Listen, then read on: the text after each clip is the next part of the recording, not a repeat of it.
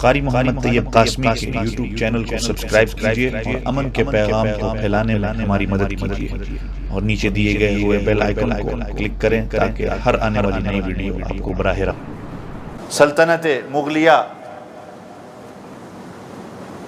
کے آخری بادشاہ بہادر شاہ ظفر، کبھی ایک وقت تھا کہ دولت کی ریل پیل تھی، آگے پیچھے نوکر چاکر، خادمائیں، خادم۔ آپ نے تو تاریخ پڑھی ہوگی، بعض تاریخ سے واقف ہوتے ہیں، لیکن جب ایک وقت آیا کہ دشمنوں نے 11 کے 11 بچوں کے سر کاٹ کے تھالی میں ان کے سامنے رکھے۔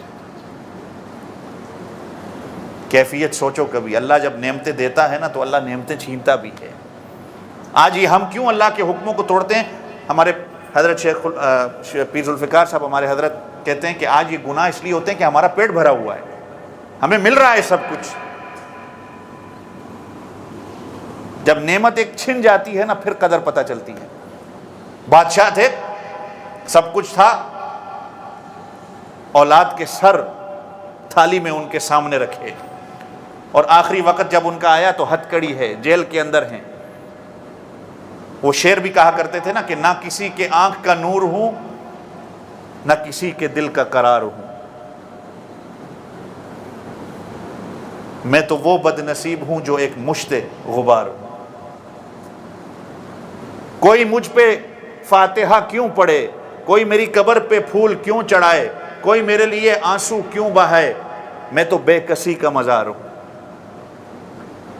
میرا رنگ و روپ بچھڑ گیا، میرا رنگ و روپ بکھر گیا یا بگڑ گیا، میرا یار مجھ سے بچھڑ گیا،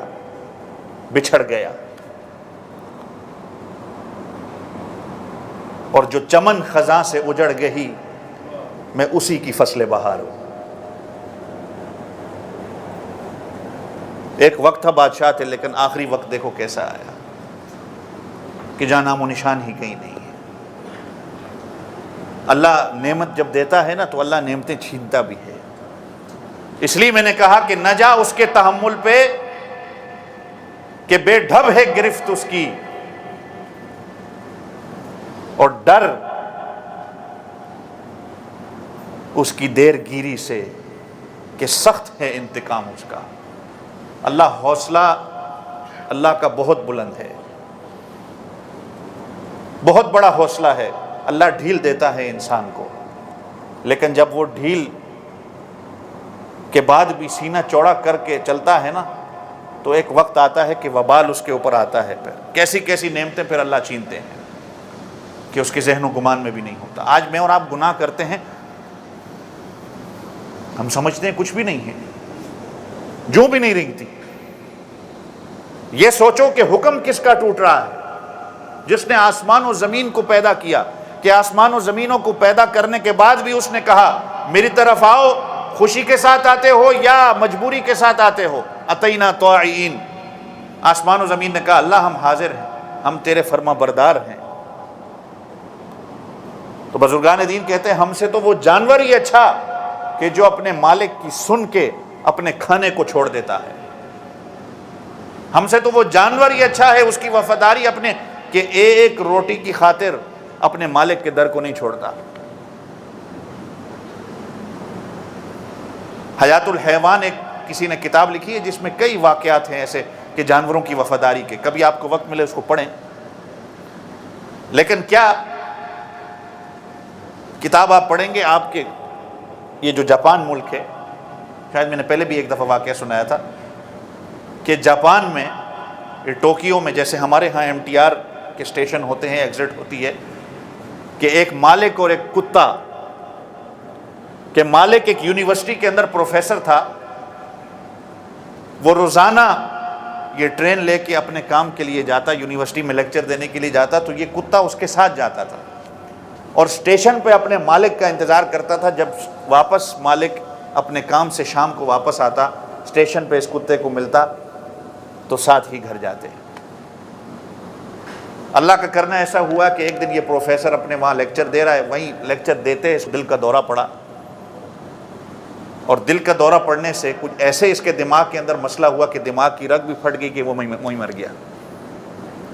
وہیں سے اس کو ہسپتال لے گئے, وہیں سے اس کا کفن دفن ہوا. اب کتا جو ہے وہ اسٹیشن پہ بیٹھا ہے. یہ آپ اس کو گوگل میں سرچ کر سکتے ہیں, کتابوں میں یہ گوگل میں یہ آیا ہے کہ 8 سال تک کتا وہیں بیٹھا رہا. کتنے سال تک؟ 8 سال تک اپنے مالک کا انتظار کرتا رہا, یہاں تک کہ خود اس کو موت آ گئی. جب وہ مرا تو اس کا دل وغیرہ بھی نکال کے, چونکہ سائنٹسٹ لوگ ہیں وہ ریسرچ کرتے ہیں سارا کہ آپس میں کیا تعلق ہے انسان اور کتے کا, یہ ساری چیزوں کو دیکھنے کے بعد اس کا دل, اس کا دماغ بھی نکال کے جہاں اس کو دفنایا گیا تھا اس کتے کو بھی وہیں دفنایا, اور اس کتے کا اسٹیچو بنا کے اس اسٹیشن کا نام بھی اس کتے کے نام پہ رکھا ہے. اور ایگزٹ جس طرح ہوتی ہے کہ یہ فلاں ایگزٹ ہے, جیسے ہمارے ہاں پولیس اسٹیشن کی ہے, ایپلیو اسٹریٹ کی ہے, ڈریگن سینٹر کی ہے, اس طرح اس کتے کے نام کی جگہ کی اس کی ایگزٹ کا نام رکھ دیا گیا ہے. یہ وفاداری نہیں ہے, اور کیا صرف ایک روٹی کی خاطر. میں اور آپ کھاتے اس اللہ کا ہیں, لیکن ہماری زندگی دیکھیں کیسی, ناشکری ہے.